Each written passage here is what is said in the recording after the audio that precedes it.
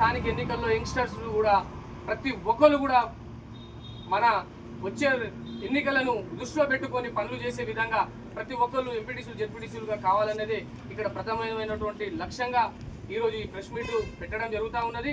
BRS party నాయకులు కానీ BRS చేసేటువంటి అబద్ధపు ప్రచారాలు ఇన్ని రోజులు బీఆర్ఎస్ నాయకులకి కాంగ్రెస్ నాయకులు గుర్తుకు రాలేదు, ఇప్పుడు గుర్తొస్తున్నారు.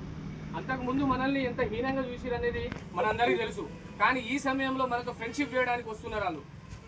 కాబట్టి ప్రతి ఒక్కరు కాంగ్రెస్ నాయకులు కూడా మనలో ఉన్నటువంటి చిన్న చిన్న వర్గాల వల్ల వాళ్ళు మనల్ని ఐక్యమత్యంగా ఉండకుండా వాళ్ళు మనల్ని చీల్చివేసేటువంటి ప్రయత్నాన్ని జీపీలలో ప్రయోగాలు చేసుకుంటా మనల్ని గొడవలు సృష్టించేటువంటి కార్యక్రమాన్ని చేస్తూ ఉన్నారు. వాటన్నిటిని కూడా మనమందరం పసిగట్టాల్సిన అవసరం ఉన్నది. టీఆర్ఎస్ నాయకులంతా ఒక మైండ్ గేమ్గా జీపీలలో ఉన్నటువంటి కాంగ్రెస్ లీడర్లను చీల్చగొట్టేటువంటి వర్గం గిర్గం అనేటువంటి ఆ భేదాలను మనలో సృష్టించి మనలో ఐక్యత లేకుండా వ్యవహరించేటువంటి తీరును వాళ్ళు చేస్తూ ఉన్నారు. దయచేసి టీఆర్ఎస్ నాయకుల మాయలో పడాల్సినటువంటి అవసరం లేదు. టీఆర్ఎస్ నాయకులను మనం చీల్చి చెండాల్సినటువంటి సమయం ఇది. వాళ్ళతో అసలు దోస్తానే అవసరం లేదు.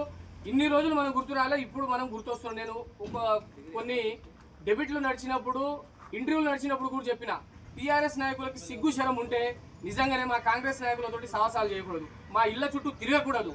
మేము ఆ రోజు మీ ఇళ్ల చుట్టూ కానీ మీతో సాహసాలు కానీ ఏ రోజైనా చేసినామా? ఇక్కడనే అనిపిస్తూ ఉన్నది. మీకు మీ నిజాయితీ, మాకున్నటువంటి నిజాయితీ, మీకున్నటువంటి నిబద్ధత ఇక్కడే కనిపిస్తూ ఉన్నది. కాబట్టి టీఆర్ఎస్ నాయకుల మాయలో ఎవ్వరూ పడకూడదు. మనకు అండగా కాంగ్రెస్ పార్టీకి అండగా ఎమ్మెల్యే గారు ఉన్నారు, ఎమ్మెల్సీ గారు ఉన్నారు, ఎంపీ గారు ఉన్నారు. వాళ్ళందరూ మనకు అండగా ఉండేటువంటి కార్యక్రమం ఉంటుంది. కాబట్టి ఎవ్వరు కూడా అధైర్యంగా ఎవరు వారి మాటలకు మోసపోకూడదని చెప్పేసి ఈ సందర్భంగా తెలియజేస్తూ ముగించుకుంటున్నాను.